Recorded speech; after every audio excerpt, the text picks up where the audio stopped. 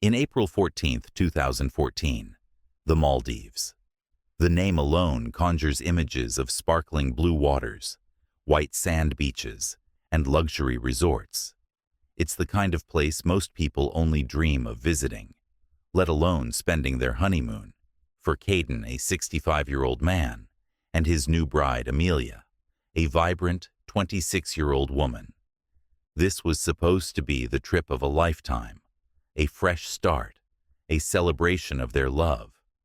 But as the sun set on their first day in paradise, their fairy tale would soon come to a shattering end, just days after arriving in the Maldives.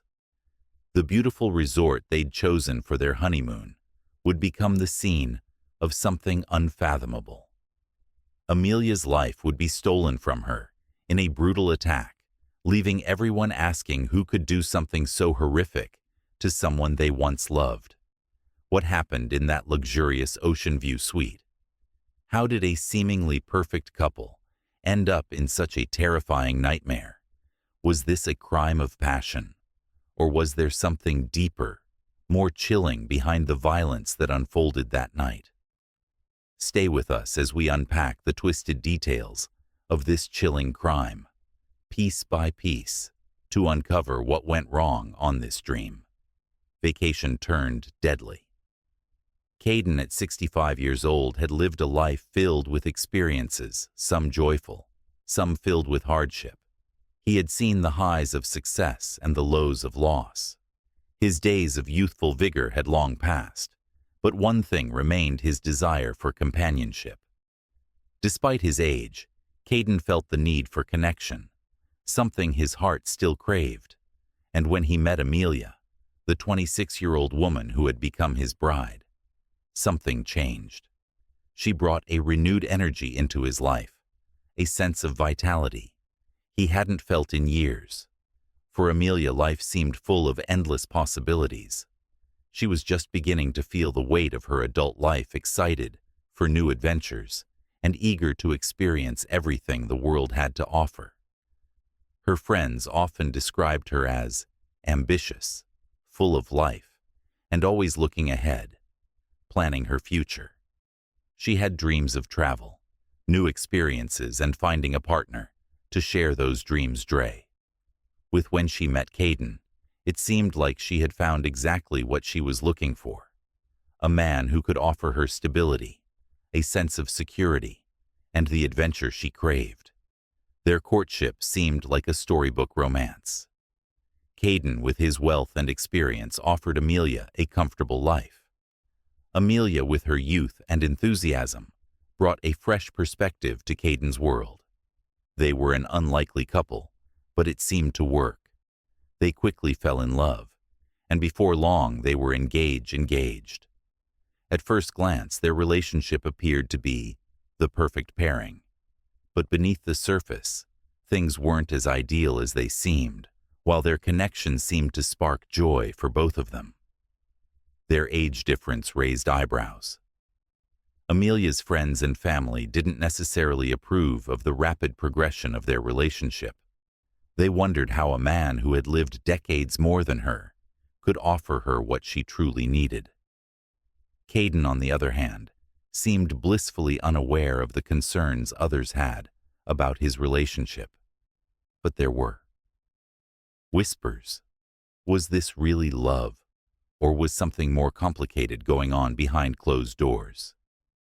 Despite their whirlwind romance, there were early signs that their relationship wasn't as perfect as it appeared. Amelia's ambitions and desire for independence began to clash with Caden's need for control. As the days passed, a subtle pattern began to emerge. Caden wasn't simply an older man in love with a younger woman. He had certain expectations of Amelia, ones that seemed to grow more demanding as their relationship deepened. Some of Amelia's friends began to notice odd behavior from Caden, comments that felt possessive, overbearing. Caden wasn't shy about voicing his opinions, and it seemed like he was trying to control more aspects of their life together. Financial matters, too, became a source of tension. while Amelia was excited to start a new chapter with her partner. She began to feel the weight of his expectations. Did his wealth come with strings attached? Amelia's friends spoke of moments when Caden seemed to dominate conversations, when he dismissed her opinions and made decisions without consulting her. And yet, Amelia ever. The optimist brushed it off as just part of their dynamic. After all, they were in love, right? But was it love, or was there something else? Was this age gap hiding a darker, more controlling side to Caden? Some of Amelia's close friends even whispered that perhaps Caden's affection was more possessive than genuine love. Did he want her as a partner or as a trophy? Was Amelia's youth a source of his pride, a validation of his own life, as their relationship moved quickly with Amelia, seemingly adapting to Caden's world of wealth and privilege? There were moments where things didn't feel right. Amelia began to spend less time with her old friends, finding herself more isolated. Caden's influence over her life started to feel more intrusive. Was he trying to shape her into the woman he wanted her to be, or was this simply the way he showed love? Despite all this, Amelia continued to look ahead, always the hopeful one, focusing on her future with JN. But was her optimism enough to ignore the growing tension, the nagging doubt she had about their relationship? The honeymoon, supposed to be a joyous occasion, would be the ultimate test of what had been building quietly behind the scenes. Did this age gap mask a darker, more controlling relationship? Dynamic was Jay's version of love, overshadowed by his need for power and control. Or did Amelia, caught in the whirlwind of her dreams, fail to see the warning signs? These are the questions that linger as we begin to unravel the truth behind this honeymoon turned deadly. The Maldives, the world's most serene paradise, with breathtaking views and an atmosphere so peaceful it could make anyone forget their troubles. But for Caden and Amelia, the honeymoon, that was supposed to symbolize their new life together, would soon become a nightmare. They could never have imagined arriving at the resort they were immediately struck by the beauty surrounding them. The crystal-clear waters stretched out as far as the eye could see, and the luxurious private villa was perched right on the edge of the beach, offering sweeping views of the turquoise ocean. The couple had everything at their fingertips: world-class service, delicious food, and access to every luxury the island had to offer. It seemed like the perfect setting to celebrate their love. But paradise is often only skin deep. At first, everything appeared perfect. Caden and Amelia were seen by staff strolling along the beach, hand in hand, laughing over dinner and enjoying the tranquility of their surroundings. Their days were filled with long walks, romantic meals, and moments of connection. But behind closed doors, the atmosphere was far from the perfect vacation they had envisioned. The honeymoon began in the usual fashion: walks along the beach, dipping their toes in the warm water, the gentle sounds of the waves crashing on the shore. For a brief moment, it felt like everything was as it should be. JN, though older, seemed to enjoy the luxury around him. Amelia, eager to embrace every part of the experience, soaked in the beauty of the Maldives. However, some of the resort staff began to notice subtle signs of tension between the couple. While JN and Amelia were often seen together, their interactions seemed strained. At times, Amelia appeared to be more reserved, almost as though she were walking on eggshells. She would smile, but it didn't always reach her eyes.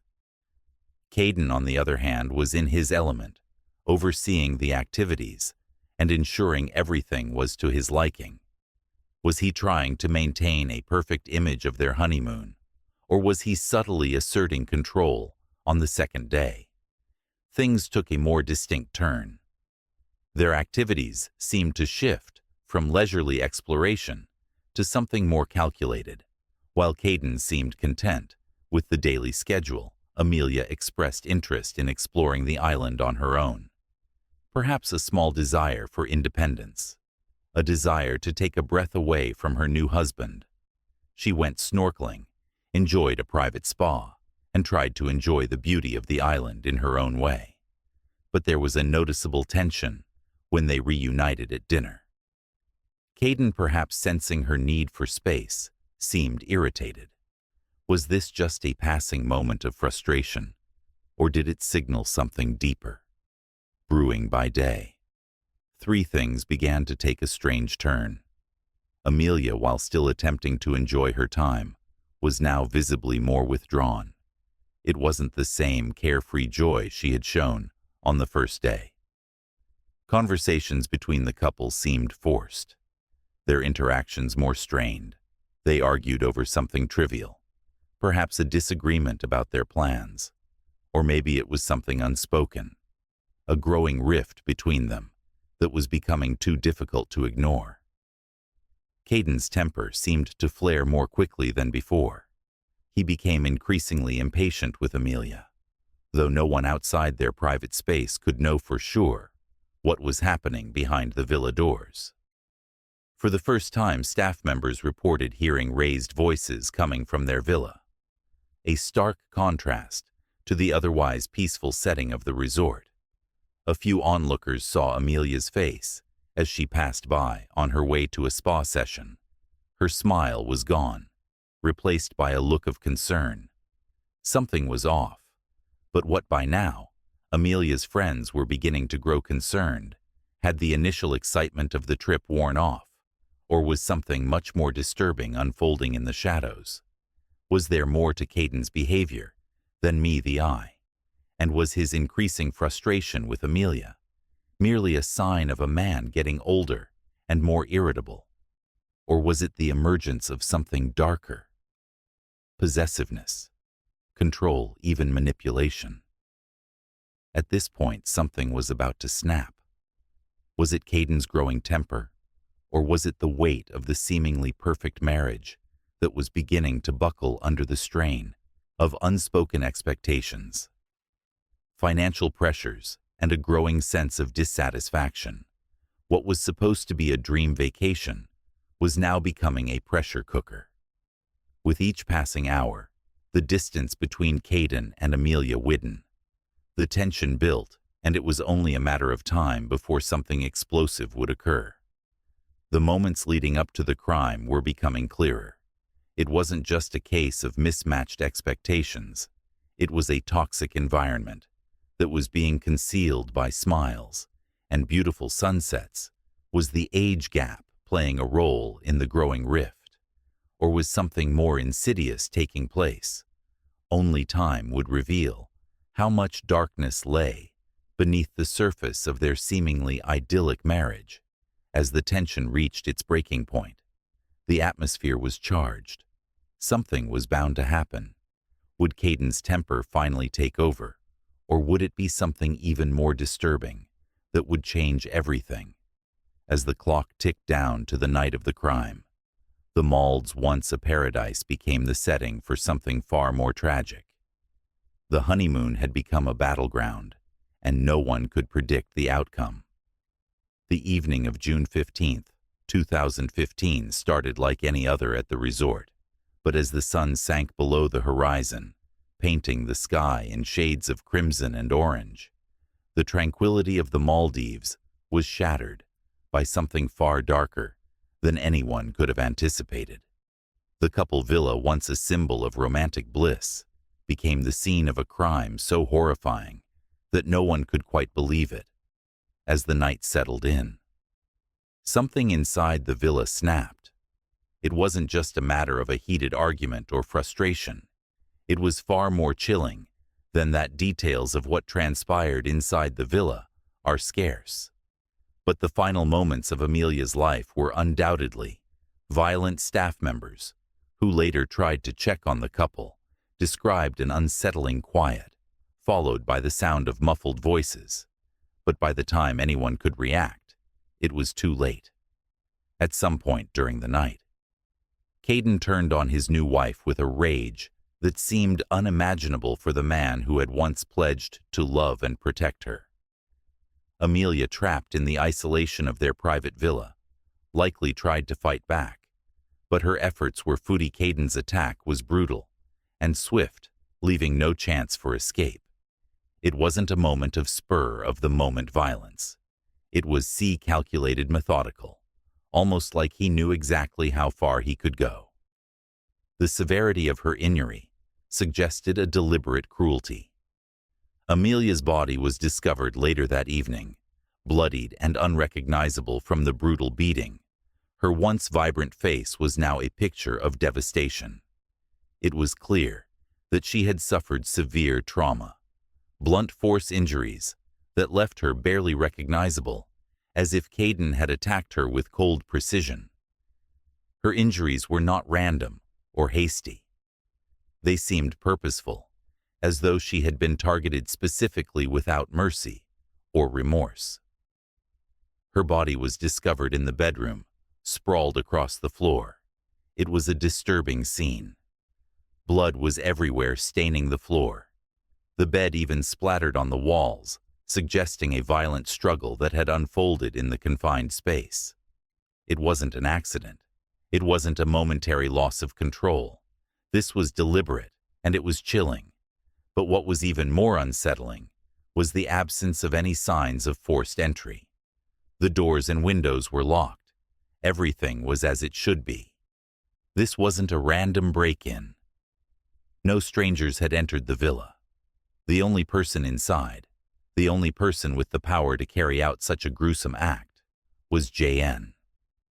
When staff members arrived at the scene, Caden's reaction was perplexing. Unlike what you might expect from someone who had just brutally murdered their wife, he appeared oddly calm, almost indifferent to the chaos around him. He didn't seem shaken by the horrific scene. There was no visible remorse, no signs of guilt. Instead, Caden acted as though it were all just a bad dream, a strange, unsettling dream that he couldn't fully comprehend. Caden was found sitting on the edge of the bed, his face expressionless, his demeanor almost unnervingly collected. He didn't appear to be in a state of shock, as you might expect from someone who had just taken a life. There were no frantic attempts to explain himself, no desperate cries for help, no remorse in his eyes. His behavior suggested that the act of violence wasn't one born of impulsive rage. It seemed cold, calculated, as though he had planned this moment, or at the very least was prepared for it. When the police arrived, they were immediately suspicious of his demeanor. Caden's indifference stood out as a key point of focus. Was he too calm? Was he pretending to be in shock? Or was he hiding something far darker? Beneath the surface, his reaction raised alarms, and investigators began to piece together the evidence of a more complex and sinister situation. Upon further investigation, the details of the crime scene became even more disturbing. Forensics revealed that there had been no signs of forced entry into villa, which meant only one thing. Amelia's killer had been someone she trusted, a spouse, a partner, someone close enough to her to gain easy access to the villa without arousing suspicion. There were no signs of a break-in, no struggle at the door, no broken locks or shattered windows. Everything pointed to Caden being the one responsible. If this wasn't a crime of passion, if this wasn't a random act of violence by an outsider, then what was it? The evidence suggested something chilling.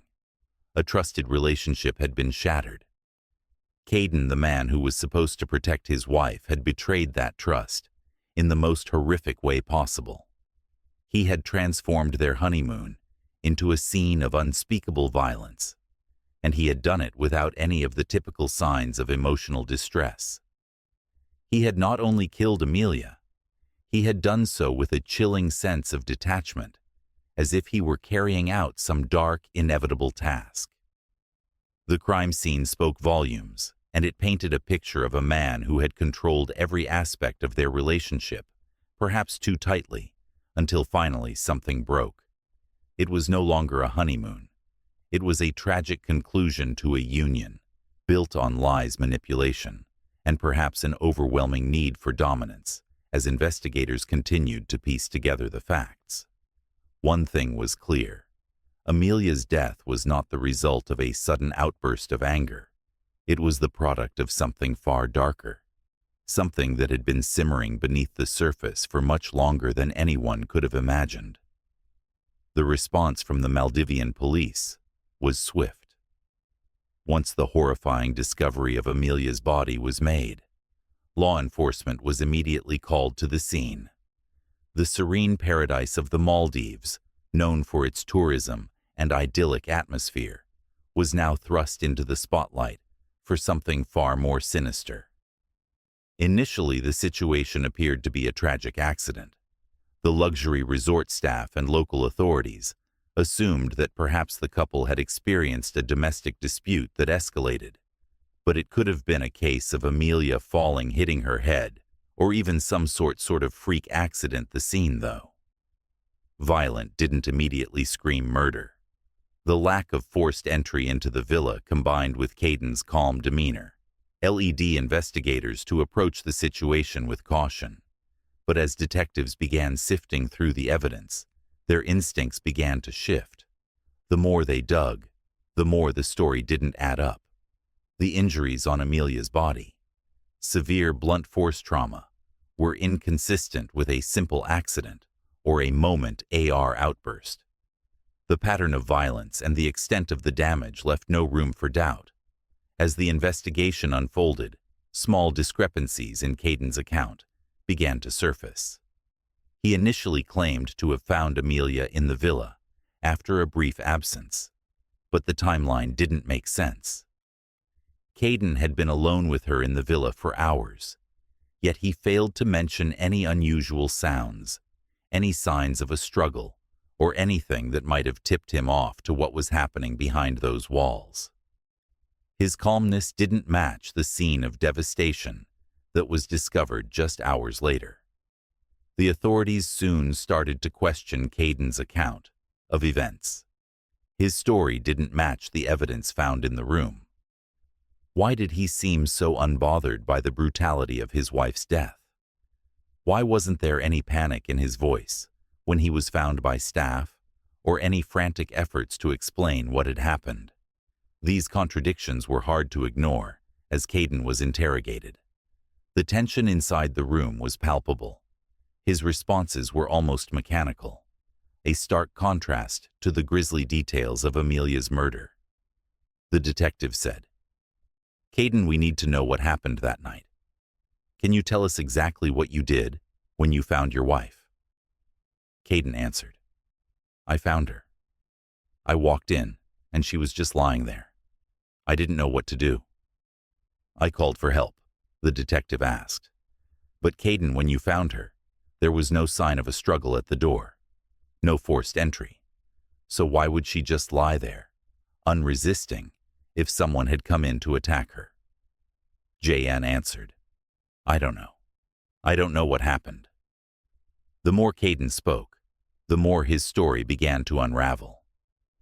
His account of the night was riddled with inconsistencies. He gave conflicting details about his movements, and his timeline didn't align with the evidence. His lack of emotion was striking. He didn't appear broken by the loss of his wife. Instead, he seemed almost inconvenienced by the situation. The detectives couldn't help but notice how he sidestepped questions, evaded direct answers, and became defensive when pressed for details. His cold DET-attached demeanor stood in stark contrast to the horror of the crime scene, one of the detectives later recalled in an interview. The more we listened to Caden's story, the less it made sense. The details just weren't matching up with the crime scene. We had a man who, by all accounts, should have been devastated by the loss of his wife. Instead, he was cold, distant, almost "thanks for watching."